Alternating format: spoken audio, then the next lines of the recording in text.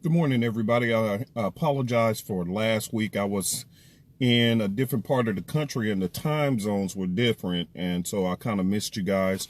But I want to make sure that I'm helping you this morning with this one. This one is one that's deep because a lot of people are dealing with emotional roadblocks right now. And these emotional roadblocks are causing you so much pain until now you're starting to feel depression. And I want to kind of help you through this process because it's very tough. And again, like I said, I want to say again, I apologize. I was in a different part of the country last week. I got up to do the video and realized I was on a different time zone. So I apologize. I missed y'all. But here's the deal.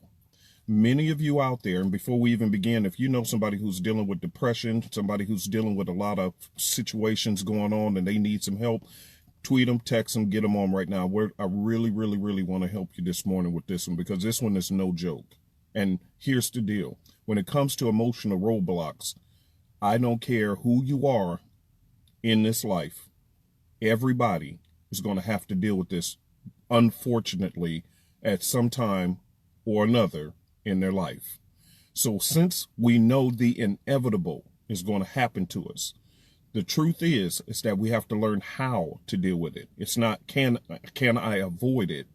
You can't avoid certain things because life has a way of testing you to see if you're worth what you claim you're worth. Life has a way of testing you to see if what you desire that you're qualified for. And then life has a way of just putting the wrong people in your life that will test your emotions to the bare thin breaking point. And some of you guys, you're probably feeling right now that you are at a breaking point. That's exactly why I want you to listen to what I'm telling you. So let's talk about this for a minute.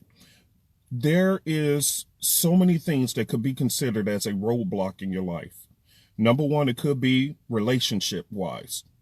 Your relationship with this person, you thought it was going to be beautiful, and it turns out that it's turning into nothing more than a what? A roadblock. But you love this person, so you're trying to make it work, but it's just going nowhere. That's a roadblock. You may have something going on with your children. You didn't birth these things. You was excited about these things. Yeah, I call them things, them children, because sometimes that's what they act like, things. You birthed these things. You was excited to produce these things. And now they've grown up and they acting a doggone fool. They're breaking your heart. They're rebellious. They're hard-headed. They may be into things that you never would imagine your children to be in. Those are emotional roadblocks. Some of you guys, you're dealing with financial roadblocks. You're trying so hard. You're trying your absolute best to do the right thing. You're trying your hardest. You're working hard, but still the bills are piling in faster than the money's coming in. Foreclosure notice done hit you. Repo man is talking about taking your car. All of these and many, many more are considered roadblocks. What about your health? You're trying to do the right thing, but now you keep going to the doctor. You had surgery after surgery, and you had a roadblock. And all of these things are causing you to now have not only the roadblocks of life, but it's causing you to have emotional roadblocks. You're losing your enthusiasm for life. Your feelings are getting numb, if not devastated.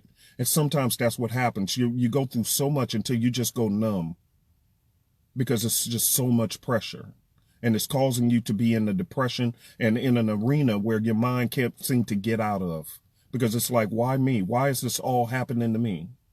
Are you getting what I'm saying? And these things are coming against you and they're just hurting you and hurting you and hurting you. And now hurt becomes your normal. Did you hear what I said? And that's unfortunate. I want to say that again. Hurt is becoming your normal. And that's problematic. So how do we get past these things? I'm glad you asked. One of the things that you have to understand, I want you guys to write this down. You have to know the difference between a speed bump and a roadblock. Please write that down. You have to know the difference between a speed bump and a roadblock. Okay, well, what's the difference? I'm glad you asked. Here it is. With a speed bump, oftentimes, many of the challenges that you and I are facing are actually not roadblocks at all. In our perception, we perceive them as roadblocks. But in essence, they're just nothing more than something that you have to get over and get past. But what happens to us is when we got too many of those in our life, we begin to perceive simple road bumps into roadblocks because we're tired. Our enthusiasm for life is gone. Our enthusiasm for this relationship is gone. So even little things that we can actually get over, we throw our hands up and say, enough is enough. I don't want no more. Why? Because you've been through so many of them until now you're just you're tired. You're tired. And it's okay to admit, I'm tired. I'm hurt and I'm emotionally and physically worn out. In those situations, the best thing to do is to do like I do. I go lay my butt down somewhere. I go take a break. Because if the thing that I'm going to help you understand is this: when your perceptions of these situations get off key, then your interpretations begin to be off key.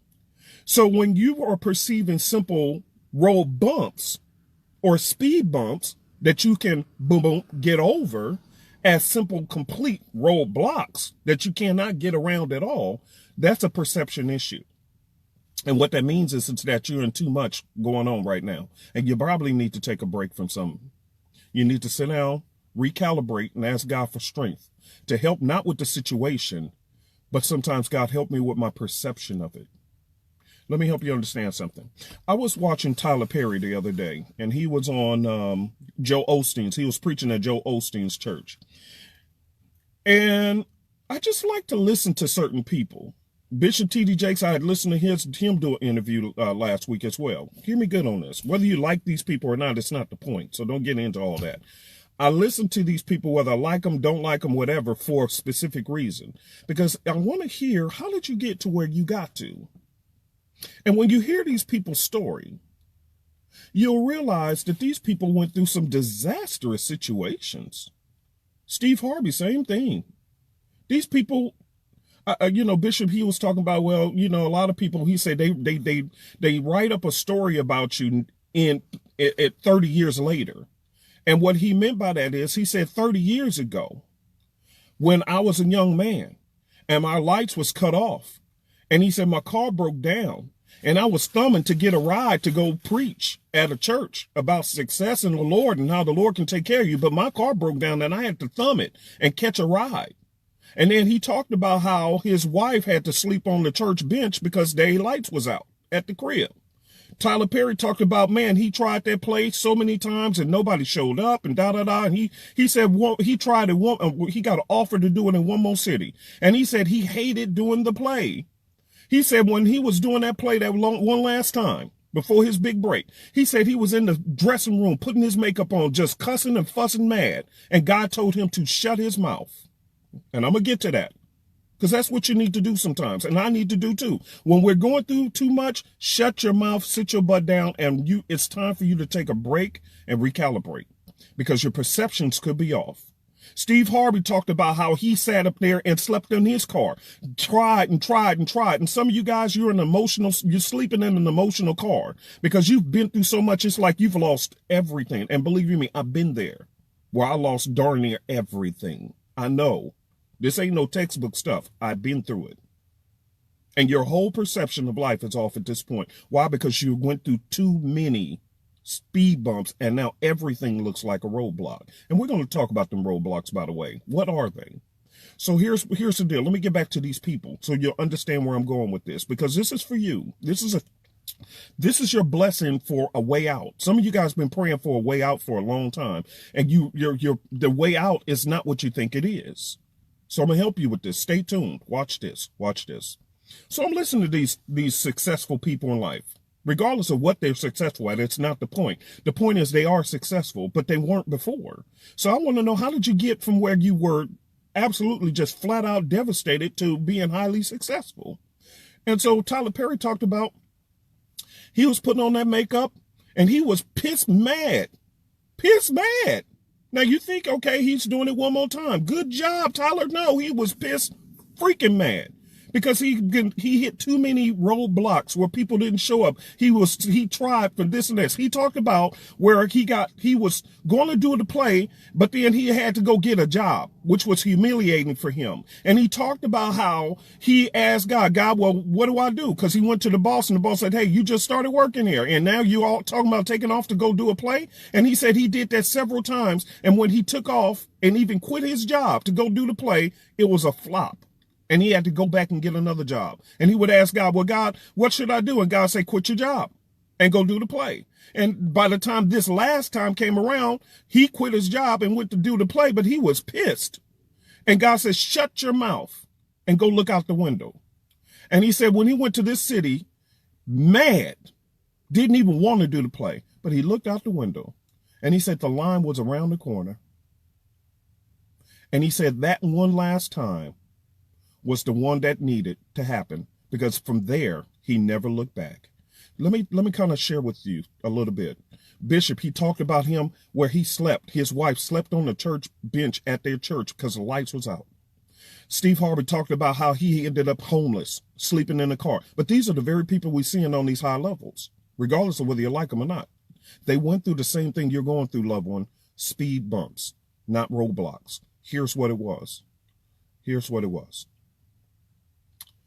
What happens to us sometimes is that our perceptions got us so worn out until even when the blessing is literally around the corner, we're too tired to just turn the corner because you've emotionally given up.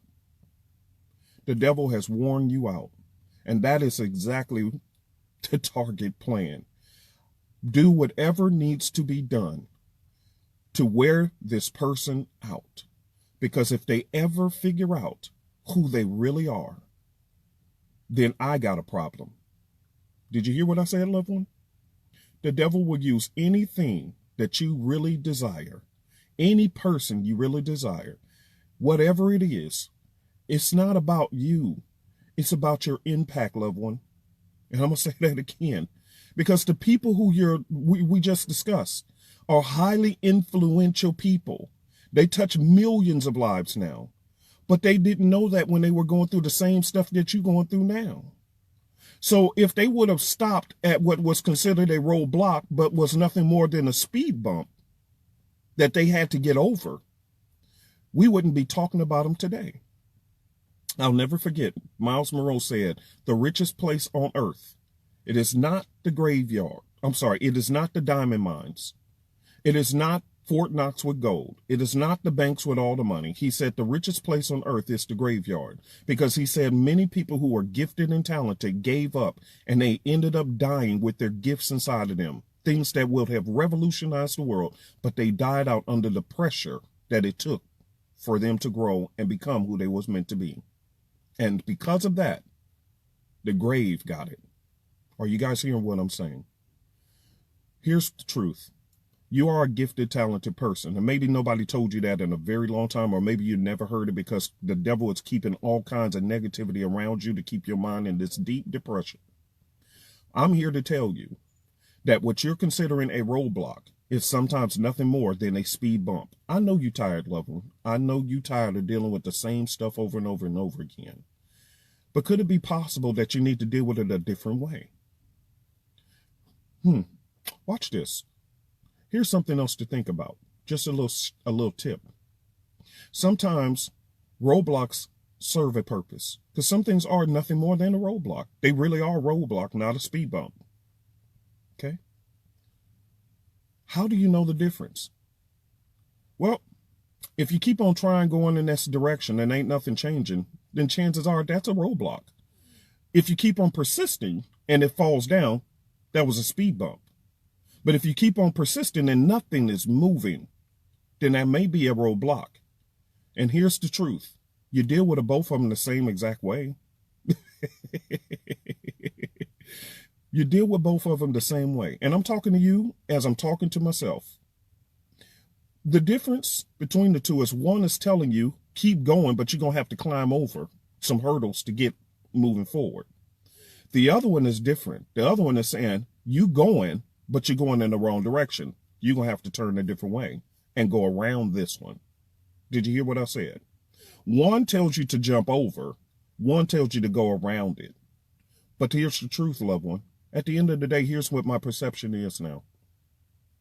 Take a breath. Recalibrate your thinking process. Get your focus back. And figure out, do you need to continue to press over? Or do you need to go around? But the key is, watch this, write this down. This is simple. Keep moving forward. I'm going to say it again.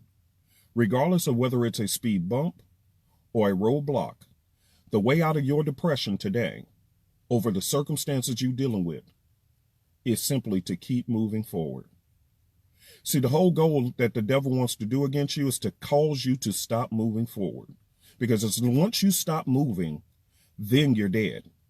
I'm going to tell you guys this. Yeah, Sherry, persistence. Let me share this with you guys. And this is serious. This is for my family. This happened for real. One thing that still bothers me to this day.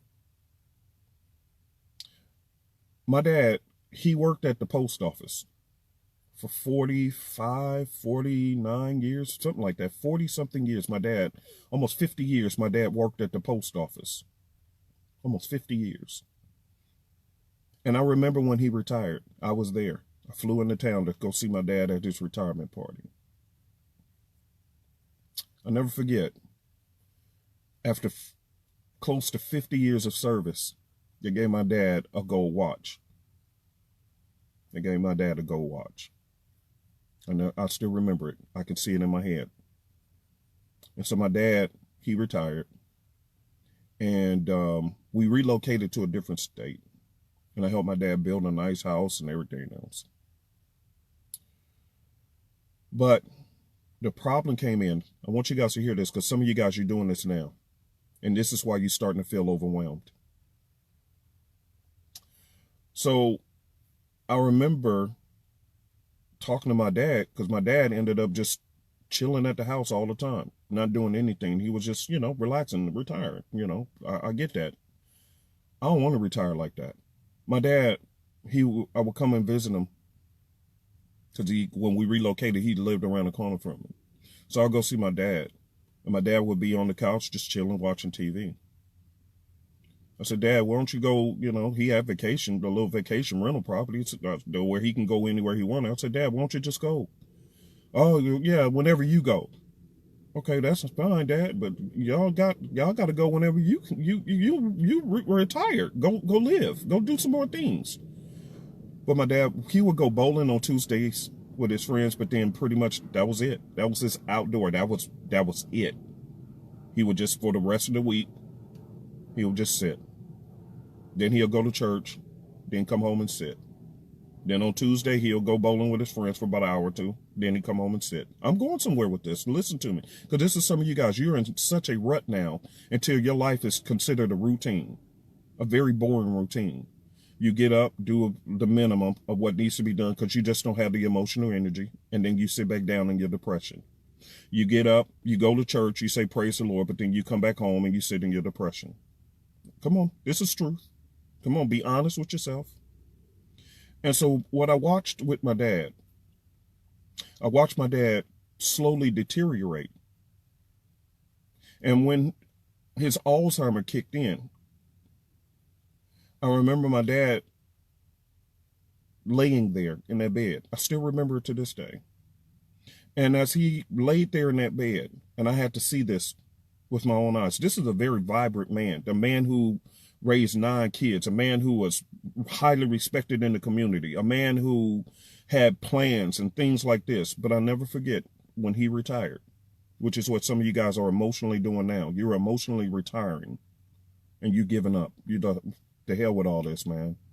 And you just sit there and you just now life is just passing you by, slapping you like a pimp and passing you by. This is happening to you emotionally. So don't sit there talking about, well, I don't understand the story. Just follow the logic of the story because this is what's going on for many of you emotionally. The same thing. You were full of zest in life. And now something has drained the life out of you. Your tank is on empty. And so you're stiffening up. And I watched my dad die. I'll never forget. Let me tell y'all, let me finish this and we'll be done. So I remember watching my dad just sit in the bed and his body, his physical body stiffened up to the point where you couldn't even move his fingers. Even though he was alive, his body had stiffened up because he sat too long. And he stiffened up. And I remember I was out and about. And then I got a phone call. You need to come see your dad. Something happened. I'll never forget that, man. Painful. My dad was my dude, man. That was my dude. So I remember watching my dad, man, and I went to see my dad, and my dad died stiff as a board. Stiff as a board. And this is a man who was full of life and zest. And now I'm watching him dead, stiff as a board. The one mistake I told myself that I won't do, that I saw my dad do, I won't sit still. People wonder why I'm always into stuff. I'm always doing stuff because I don't want to sit still. I don't want to sit still. Because the moment you sit still too long, you start stiffening up. Let me talk about that stiffening up for a minute. Some of you guys are very angry people now. Some of you guys are very bitter people now. You stiffened up. You used to be soft. You used to be movable. Now, you got like emotional rigor mortis. You're very stiff. You're very hardcore. I ain't letting nobody next to my heart. And so you spit this venom. You want everybody to be loving towards you, but you're very angry and very mean towards other people. Because these emotional roadblocks, these emotional hurdles have caused damage to your heart. To now you just, the hell with it, I'm shutting my heart down. And you don't have emotions one bit no more. You've given up. You say you want to be in a loving relationship, and even when a loving person come by, you take advantage of them. Why? Because you don't feel like feeling no more. You shut your feelings off. Come on now, let's deal with some truth. Come on up out there. Come on up out there. You've been making excuses to everybody else. You ain't making no excuses to me. Look, partner, I'm going to tell you the truth. Your heart has shut down. It stopped emotionally pumping. You're tired. You ain't cried in a long time. You're stiff. And here's the truth. I'm not coming against you. I'm coming to tell you that I understand why. Because when too much stuff happened to you, the safest thing to do is to shut your heart down so you don't have to feel the pain of what's going on. But when you did that, you also shut off your oxygen supply to be able to keep moving forward. So those road bumps, those speed bumps, and those roadblocks have now turned into your permanent home. And you found a way to be comfortable with it, even though you don't like it. And that's why you're angry. Because you don't like where you are, but you've made yourself comfortable in that spot. So I'm here to tell you, loved one, to get out of that angry, bitter, resentful, depression mode that you're in, either way it goes, whatever you want to call it, here's the truth. You have to get up and start moving again. You have to. That person who did you wrong, treated you like, ooh, I had a word on my tongue. They treated you so bad, and you said never again. And it's been years. You hurt. And that roadblock has now turned into your permanent home.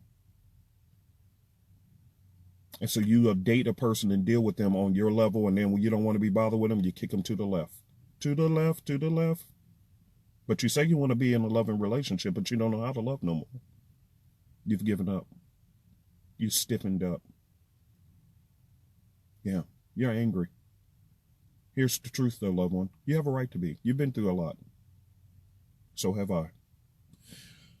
But the difference is, I refuse to quit. I refuse to quit. I'm not going to let the devil take over my life and let me die in a grave with all the gifts and talents God has put into me. I'm not doing that. You ain't getting me like that, bro. I'm going to keep on moving forward. If I have to take a knee and take a breath, then that's what I'll do. If I have to take a day off just to relax my mind and recalibrate and rethink another way, Lord, is this a roadblock or a speed bump? Either way goes, God, what is the next, say it, what's the next what? Step that I need to take. Why? Because I'm going to keep on stepping forward. I am not going to quit. And here's what I'm finding. That when I pray the right prayer, God, I'm tired. I'm tired of dealing with this. God, I'm tired of da-da-da. Son, I got you. Go this way. Son, go this way. Either way it goes, when I talk to my Heavenly Father, He's always giving me an action step telling me to keep moving forward. That's the one thing you need to do. In order to be free from this depression mood that you are in, you must keep moving forward. One thing that I do, and a lot of people wonder, why do I travel a lot? Why do I do some of the things that I do? Let me tell you why. Because my heart it gets hits. It gets hits. Not as bad as it used to, but man, it still get hits. Life will make sure to do that to you. So what I have to do is keep replenishing my mental experiences so that I can't let bad circumstances and bad situations accumulate in my head so bad until I just feel like the whole world is against me. So I have to keep creating new experiences for myself, whether it's walking at the park, whether it's just reading a new book. Matter of fact, one of the things I just subscribed to yesterday was Audible. I love audiobooks. Why? Because, and here's the truth, some of you guys, you're doing these self-help books, and I do a lot of them, but I realize, you know what, sometimes I don't even want to hear another self-help book. To hell with self-help books. I don't want to hear that crap. I don't want none of it. I want something to take my mind away. So I'll listen to a mystery book. I'm listening to a book called The Fifth Witness by Michael Connelly. Ain't got nothing to do with life at all. Period. But it soothes my mind to take my mind away from all the stuff that's going on so that I can relax my mind, get a breather. And then when things is right, God, just show me what the next step is. Kind of like playing in football. I used to play football. I'll never forget. When I play football, guess what? You can't run forever. Sometimes you got to, coach, I need a break. And they say, okay, call in the sideline. They let somebody else run in. And then as soon as I catch a breath, got a little sip of Gatorade, call me back in, coach. I'm good and ready to go, Jesus. I'm ready to go. I'm going to knock somebody out. Come on, coach, call me back in. What was the difference? I just needed a breath. I was just tired. I couldn't tackle on the field. I couldn't do my job because I was out of breath. And that's where some of you guys are. You're not supposed to stay on the sideline. And that's what you've been doing. You're on the sideline because you feel like it's safe. Ain't nothing out there to get hit. But that's where the action of life is. But you don't want no more action. I'm tired of these damn actions. Every time I tried something, every time I tried a relationship, every time I tried to do this, every time I tried as an entrepreneur, every business I started has failed. I am tired. I'm just going to get me a job. I'm just going to drink my beer. I'm just going to sit my butt down. To hell with all y'all. Get out of my face and I'll call you when I need you. That's where you are. That's where you are. Not me. Coach, just take me out for a few minutes. I need a breather. And then I'm ready to go, coach. Why? Because I want to be where the action is. Because here's what I realize. When I have the tenacity to get past these speed bumps, here's what I had to understand. Like T.D. Jakes, like Tyler Perry, like almost any successful person you can think of. Here's what you had to find out. You were being set up. You were being set up. The setup was prevent them to getting their blessing. Because if they get past one more roadblock, your actual real blessing is right there around the corner. But if I can wear you out to where you too tired, you'll be inches away and not even realize it. I'm going to leave you guys with this. There was an interesting book by the Napoleon Hill Foundation. In my opinion, a lot of you guys read Think and Grow Rich and all this stuff. That's cool. That's cool. But there was a secret book that I never knew by the Napoleon Hill Foundation. I want you guys, as the Conflicts of Life family, I'm going to give you this, and I want you guys to listen to this audiobook. It's actually free on YouTube. You don't even got to pay for it. It's free. I want you to listen to this audiobook by Napoleon Hill. It's called 3 Feet from Gold. 3 Feet from Gold. It's a very fascinating story. And what's so cool about it, because it's not a factual story, it's actually got characters and stuff, but it still is based on a factual situation that happened where this guy literally sold his land. And I ain't going to give you the whole thing, because that was just the basis of the story. But then when you get into it, they brought it into a modern day situation with this young dude who was trying to, you'll see, it's a good book with characters. I like those kind of books because it keep me lively. Some books are just straightforward information, you know what I mean? Therapeutic. But this one's more entertainment. It had his girlfriend, and then he got to meet these people, and then I'm telling you, it's going to be you. It's going to be you. Because realistically, many of us are only 3 feet from gold. But life has whooped the hell out of us so bad, and Lord forgive me for saying, but this is the truth. You're so tired until you're not realizing how close you are to your blessing.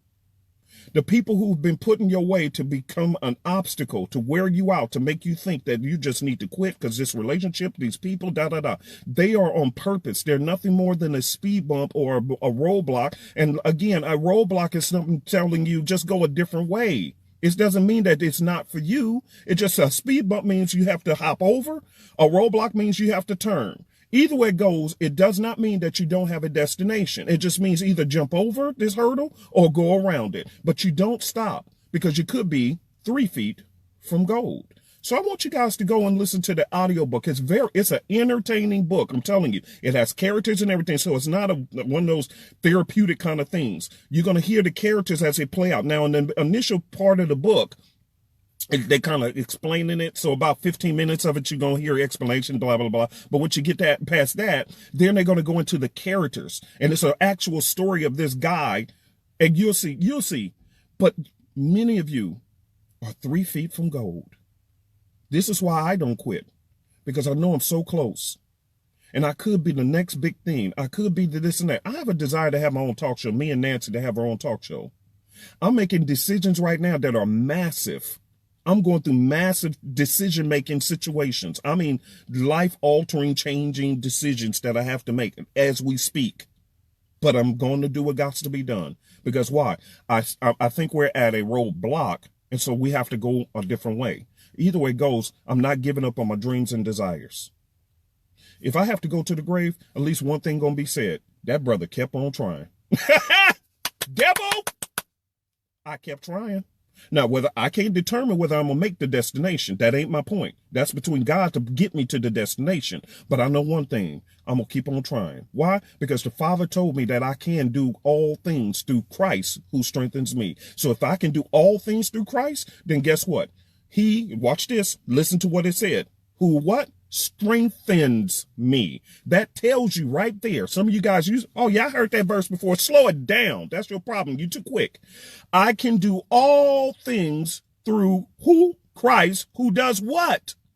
Strengthens me. That tells you right there that you're going to have weak moments. That tells you right there that you're going to have times where you're going to have to slow down because life is going to try to beat the hell out of you. You're going to have a dependency, a refueling place. It's like this car. Guess what? If I drive this car for 300 miles, at some point, I'm going to have to go get some what? Gas. I need to refuel. So Christ is my refueling station. So it doesn't mean that you need to quit right now, loved one. It don't mean that you need to give up. Get out of that depression. You need a refueling. I can do all things through Christ who what?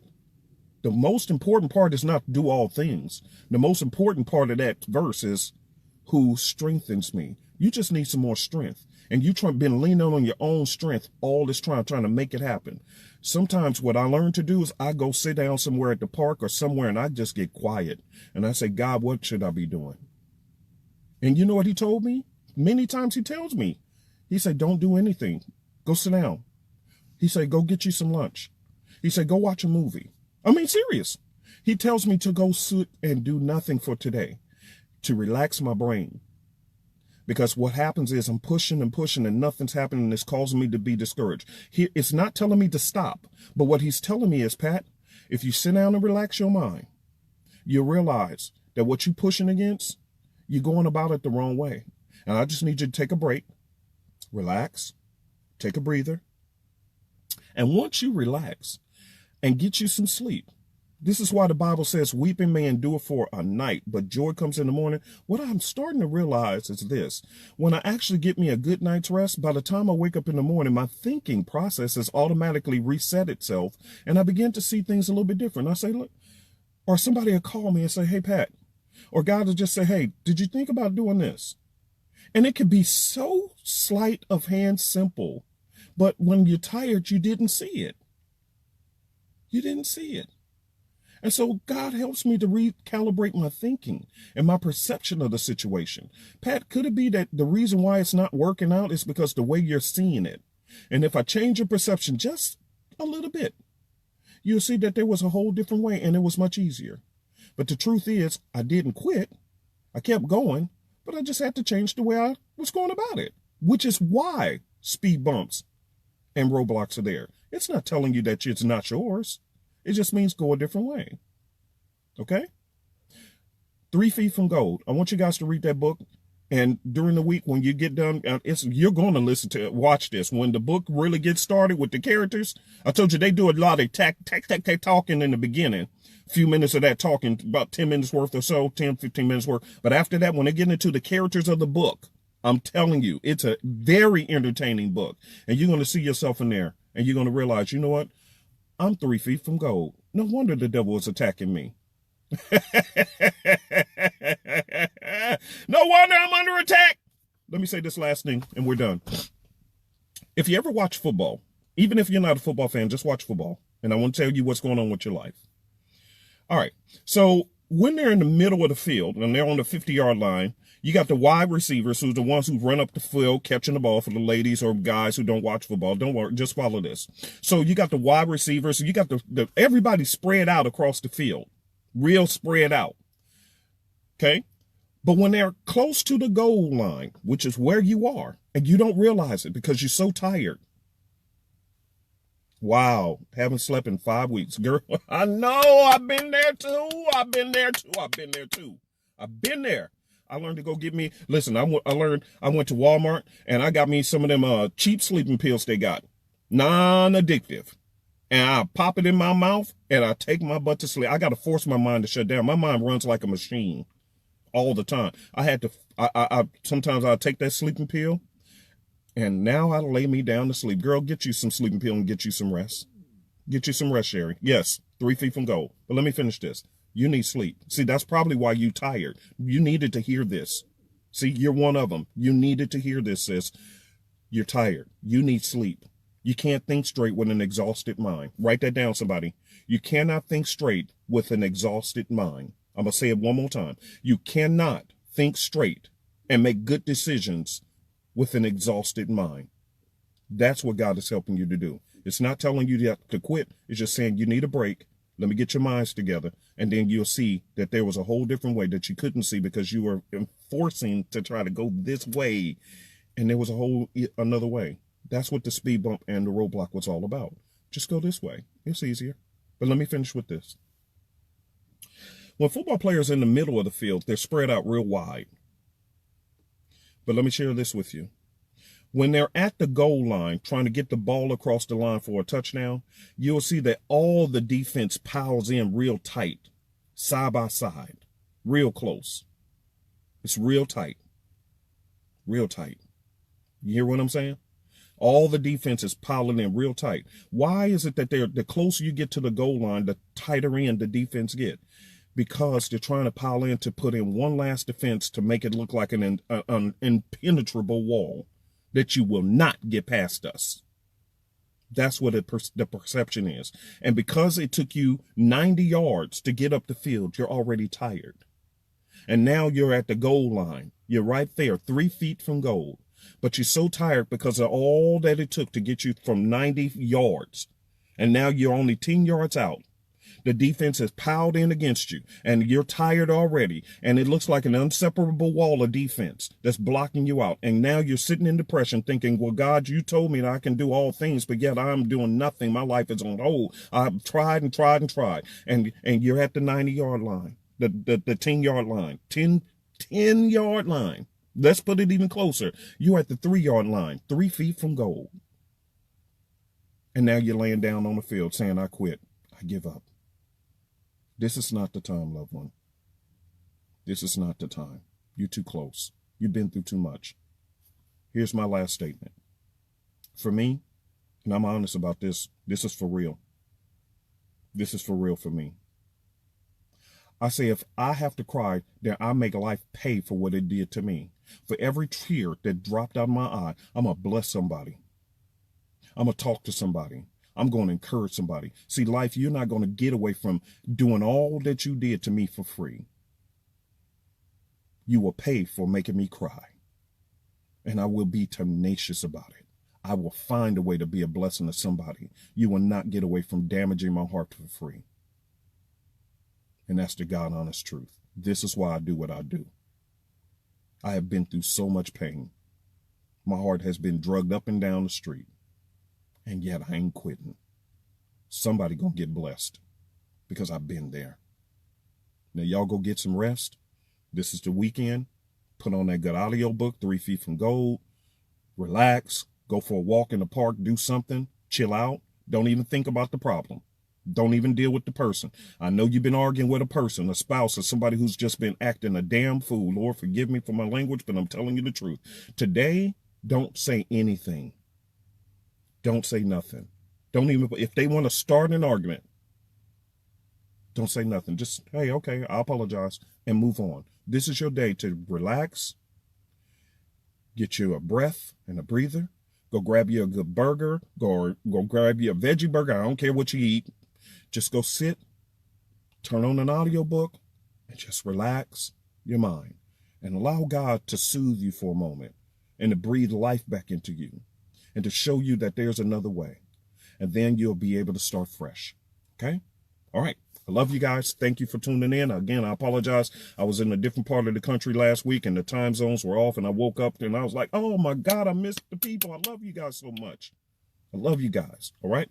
Talk to you guys next week. Shoot me a testimony this week if this message has helped you. If things change for you, I want to hear from you. Shoot me an email to theconflictsoflife@gmail.com. THE, the conflicts of life. The conflict, whether you want to say a fancy or bootleg.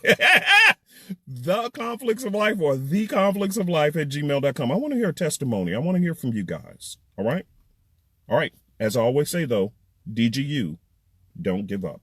Have a great week. Share this video. Share the video, please.